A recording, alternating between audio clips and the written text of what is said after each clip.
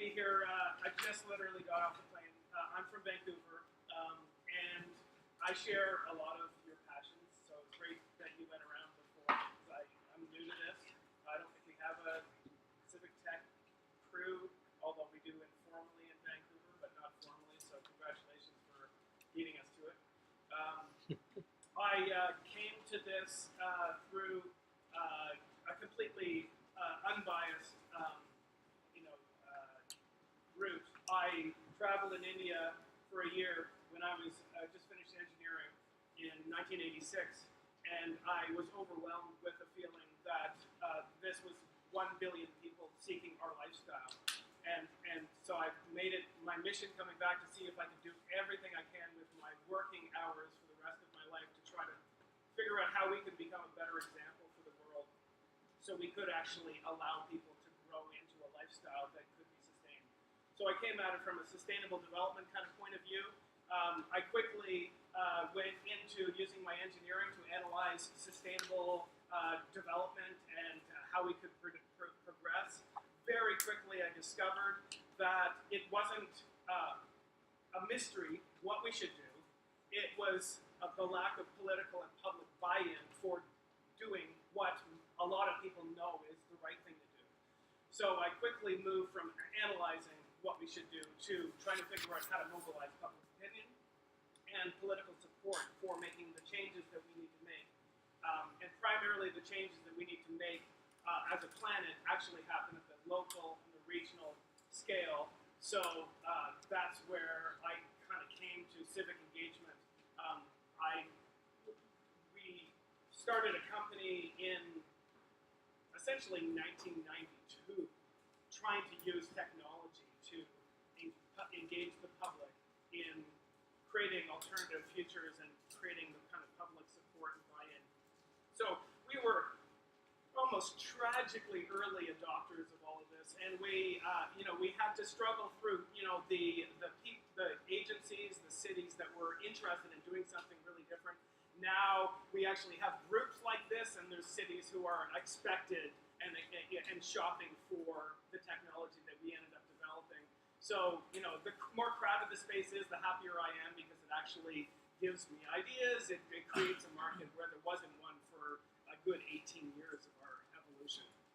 So what I'm going to do is, because we sort of have, and when I say we, it's I started the company, but it's really, I think of it as a collective, because we're a lot of people, and we're a lot of thinkers, and it's all kind of come together as one whole. So I like to include everybody, because we're a very creative and nimble bunch of folks.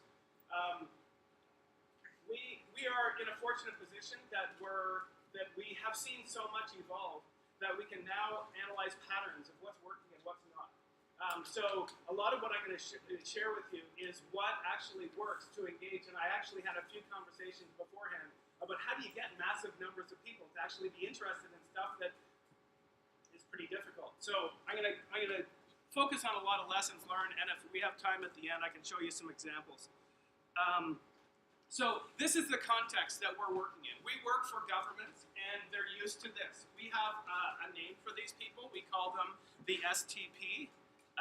These are the same 10 people that show up to absolutely everything. The alternative is this. You've got a great turnout, and they're all angry at you. So this is the climate for civic tech. This is, agencies are looking to, how could we do better than this? So we were contracted by a number of different organizations in Canada and the US to look at best practices and case studies of what works. The first question we asked is, what do you mean by successful? Cities are looking for engaging more people from a broader demographic. That's pretty easy to understand. But they don't just want engagement, they actually want informed input. So we've got to educate people at the same time as engaging them, and the input has to be actionable. We can't just collect 50,000 comments that can't be parsed. We have to collect something that can fit on a graph, because decision makers need to look at something quickly and make a decision based on it. So that's a pretty tall order when you start to think about the people who show up, the same 10 people. How do you actually get critical mass? So we learned, I boiled it down tonight into kind of 5 key lessons. The first one is the importance of designing for what we call the unmotivated. People differ greatly in terms of their level, their opinions, their attitudes on any particular project. There's people who are going to be really positive about what the city is doing. There's people who are going to be negative no matter what. Most people are in that middle tier there. And they differ greatly in terms of their level of motivation for actually doing something about it. The easiest to motivate people are the people who are pissed off. The people who are angry. Anger and fear are the best motivators. And so when you have a small turnout, chances are that small turnout is being motivated there to express their unhappiness. The most difficult to reach group is actually not the people in the middle. It's the people who are kind of okay with what the city is doing, maybe a little bit towards the positive side. They're so okay with it that they don't feel like they need to do anything about it, right? So the people who are potentially quite positive about what the city is doing in terms of motivating change in the city are the ones that are least heard from. That we're robbing the city of their mandate to actually make change because they're actually disenfranchising the people who would come out in enough numbers to say, yeah, build those bike lanes or any of the other changes that they need support for. People are just very, very difficult to motivate. It's kind of like you're coaxing a squirrel to eat out of your hand. You don't want to do any sudden movements to scare them off. We found that you need to aim for about a 5-minute experience. If you ask for about 10 minutes of people's time, you will subset the audience by a factor of 10. Anything more than that, so a public meeting is 2 hours and you got to get there and get home. So it's just completely off the table for the vast majority of people. And even a long, boring survey is just not on. Interestingly, you don't get any benefit from asking for 4 minutes or 3 minutes or 2 minutes. It tapers off. 5 minutes seems to be what people will tolerate. That means that you don't really have time to get people to register with any sort of email address or Facebook or anything like that beforehand. And it's just off-putting to about 90% of the people who actually ended up finding your website. If you force them to register before they begin, 9 out of 10 of them will just go away, never participating. Number 4 is make it insightful and delightful. Now this is where we start to get a little bit meaty, so I'll spend a little bit of time here. So insightful means that you've got to, in that budget of 5 minutes, you've got to teach them something so the people reading the results actually know that the person has considered the pros and cons of the choices and actually says, I'm okay with those trade-offs. I'm willing to pay a little bit extra or be a little bit more inconvenienced over here to succeed over here. If somebody can look at the results and say, that's meaningless, it was a multiple choice question which could be misinterpreted, then the whole thing gets thrown out and all that effort goes out the window. So you have to backcast from a decision maker looking at the results and make sure that you cover all of the bases along the way. So in terms of what we do at MetroQuest, we have come up with, over the course of years, and refined a whole bunch of different what we call screen types, which can be kind of put together like a sandwich to create an engagement site. So visual preference surveys or scenarios or budgeting games of different kinds. Here's a trade-off where you can click on different trade-offs or put comments on a map of what you love, what you think needs to be changed. Game-like interactivity that doesn't feel like work or homework, that people are able to see the impacts of different choices and express their desires in a fun way, fast. Number 5 is you can't see it here, but there's a picture of Don Draper there. You kind of got to be like Don Draper to get people excited about these things. You've got essentially 5 seconds to get somebody's attention. So, as people who are enthusiastic about it, it's very difficult for you to relate to people who are unmotivated. You got to put yourself in their head and really understand, get over yourself and your enthusiasm and pretend you don't care. And then what would make me want to know more about this thing? If they click on it to learn more, you might get 5 minutes of their time. And if it's really fun, they might actually find themselves there 5 or 10 minutes from then. But it's got to look like or seem like it's going to take them about 5 minutes for them to even begin. And then if you treat them well, they'll tell 50 friends, and that's how you engage. And so it's very common for us to engage tens of thousands of people, where clients in the past are kind of used to 50 people is a pretty good turnout. You know, like if the average public meeting is 13 people. That's a lot of effort for 13 people, and it's not a mandate to do anything. So we've worked on so many great campaigns in terms of promotion. This is one that we just finished in Nashville. They had this, okay, we're picking the future of Nashville. What do we want to be for the next 50 years? So they have this campaign, all right, Nashville, it's time to pick. So this was the 5 seconds, getting the 5 seconds right. People just saw these all over Facebook and Twitter, and it was just enough to be curious about it. They kind of didn't take themselves too seriously. The next one is the one that shot it through the roof. I was looking at the data on our back end, and all of a sudden we had a huge spike in participation. We got 10,000 people literally overnight, and it was because of this next image. So these campaigns are just like, it's very difficult to motivate a municipal government to actually think outside the box and be creative, but promotion is absolutely critical. I'm going to, do I have a few more minutes to kind of show you some of these things in action? How's our budget? Yeah, of course. All right. So Command Tab or Alt Tab.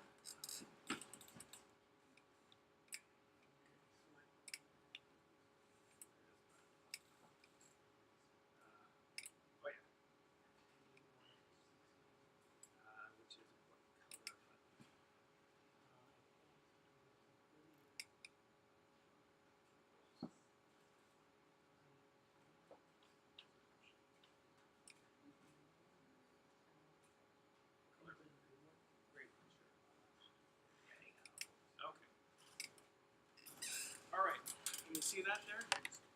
So I'll just show you a few examples really quickly. So this is a project that we just finished for the city of Abbotsford. Actually won international award for community engagement. They did a great job on this. You know, we're kind of we're the technology, we're the framework, but we need good clients because they can mess it up very easily by trying to put too much stuff in there or bad content. They created a nice brand for it. It was the city of Abbotsford, so Abbots Forward was the brand that they created, and they did a great job with it, I think. The first question is probably the single most important question to start with. What's most important to you? This says engagement. Right? People are used to the city telling them what to do. Now they're being asked, what do you want us to focus on? So you just go in here and essentially rank your priorities. For you geeks in the audience, this is an incredibly useful, very fast exercise because your rank ordering is high quality data. There's a lot of confidence in taking a list of things and putting it in rank order. It turns out you only need 30 people in a demographic group, 30 people over the age of 55, 30 people under the age, to actually have confidence that if you hear from 3,000 people, you won't actually see anything switch order. So it's a very, very high quality way of getting people to, in a very fast way, answer some questions. And then you'll notice that the things that I picked as my top priorities, I'm asked a few more questions about. What do you want to do about parks specifically? And then the next question is, where do you think we need to focus? What problem spots are there in the city? Where are your favorite places to go? And you go in and submit them. And then the last step, and here's where we're kind of using psychology. We developed this at UBC. We had 70 researchers working on this for a decade. And surprisingly, over half of the researchers were in the social sciences area. We had psychologists working for us. We had social scientists analyzing how people learn, how people remember things. Do they remember anything a month later or a year later? We actually put the registration step at the end, and people are now engaged. 5 minutes after they would have gone away, they actually want to be the first to get the results. They have a reason to put their information in. Put it at the end, and it'll work. So how do I switch tabs now?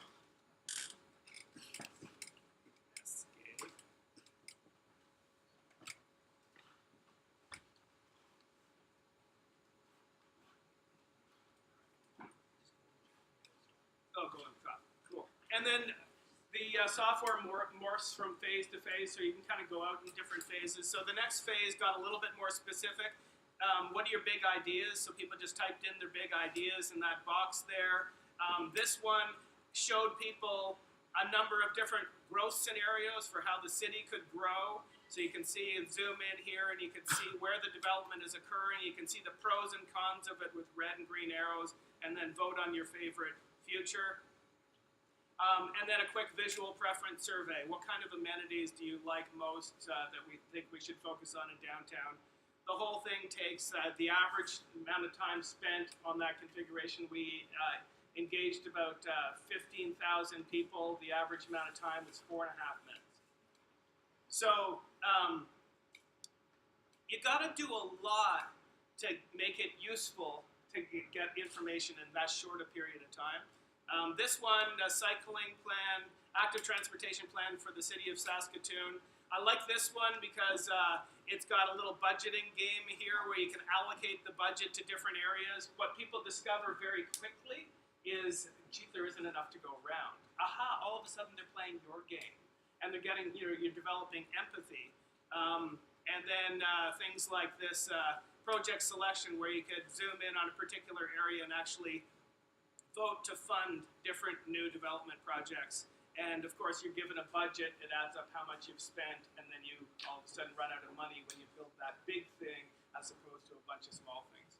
So there's just a quick, I could show you a bunch of different examples, but I think the point really is go out of your way to make it super fun and super easy for people, and you'll get at that demographic which is normally silent. Yeah. We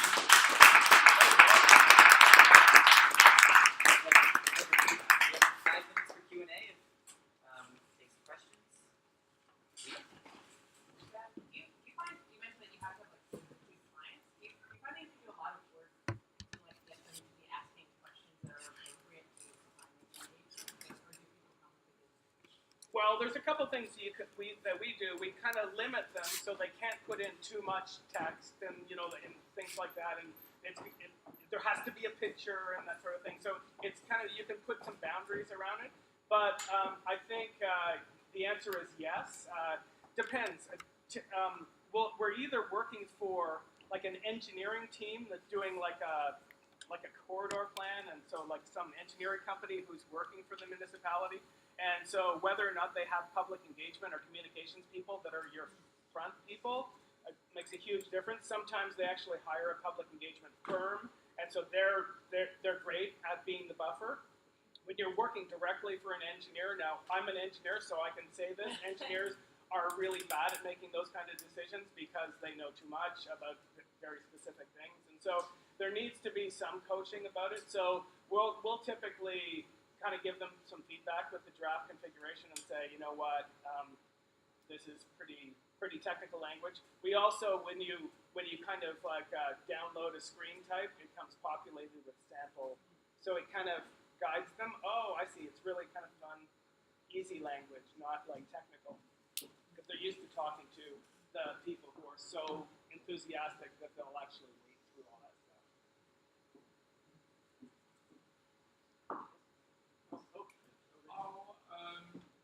How would you describe how many times do they try to engage people in the process? Because you show this tool, but my understanding is that that's 3 different times that the person is using this tool. Do your clients want to meet some of the people afterwards, or are they happy with the pure digital experience? And do they give them feedback afterwards, and do they use digital technology to give them the final decision? Yeah, it's a great question. Well, a couple of quick comments to it. Oftentimes, there's 2 or 3 phases of public engagement, and quite often there is face-to-face activities as well as digital activities. So, for example, the software is designed to run on kiosks that you can put in the community center. So you can kind of go to where people are not participating and kind of put it in front of them. So there's some effort made to make it easy for people to be involved, even digitally. But there's certain things that you can only do with technology, like engaging the masses. But you can't get people to roll up their sleeves online and create solutions with their neighbors. That's something that only you can do face-to-face. So oftentimes we see there's a massive kind of what are your priorities phase online, and then you show up at a public workshop with the usual suspects who have given up their time. And you, before they can say, you know what our priorities are is this, that, or the other thing, because you don't really care what the priorities of 10 people are, you say, hey, we've heard from 15,000 people, and these are the top 5 priorities, so your job today is to try to create some solutions that meet these priorities. And all of a sudden, you've changed the dialogue around to solution creation. You take those options that they've helped create, and then you take them back out online to engage a large number of people to say, your peers gave up their evening to create you some alternatives. What do you think about them? And so there's ways of leveraging the best of face-to-face and the best of online, and I think that those are some of the best projects that we've seen.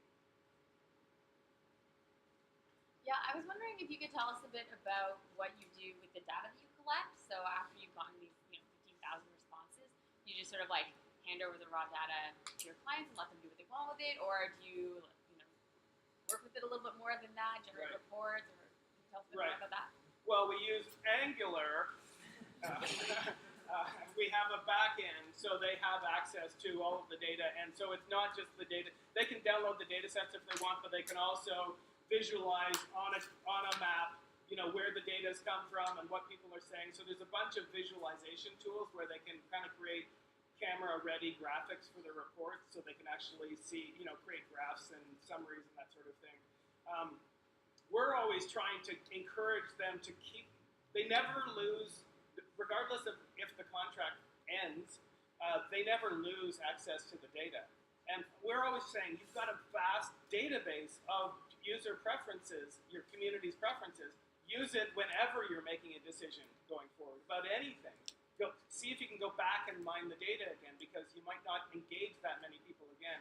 So things like priorities, use it to say, when your mayor is going out to talk to the business community, he can go out and say, hey, we talked to 1,500 people from the business community and they thought these were the priorities. It's a great way to start a conversation and kind of mining the data as you go on. So I think that, continual use of those data sets becomes really, really important, because it's really easy for them to forget about the project and go off track and start doing things the old way, when they've actually heard from the public that the public is willing to go this way. Generally speaking, decision makers and elected officials are behind where the public are. They think they're ahead. They're behind, because they only hear from the NIMBYs. They only hear from the people that are against what they're doing. They don't hear from the massive majority of people that are actually pretty happy with what they're doing. So they're always surprised at how progressive people are. They've just never talked to them. But the dangerous thing is, they think they talk to them all the time. Is there time for one more?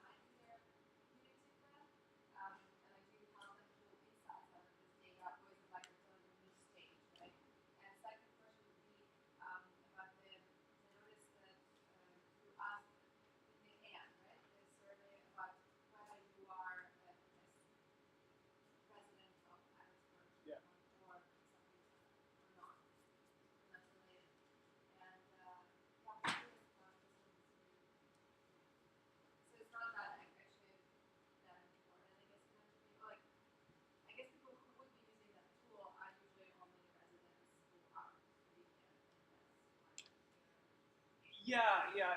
Normally the projects aren't so enticing that a hacker group from overseas is going to care about what the plan for Abbotsford is. But we do get involved in controversial projects, and so we do have a system which detects whether there's abuses going on, whether or not they put in their information, tracking IP addresses, tracking people who have visited multiple times and submitted the same information multiple times from the same IP address.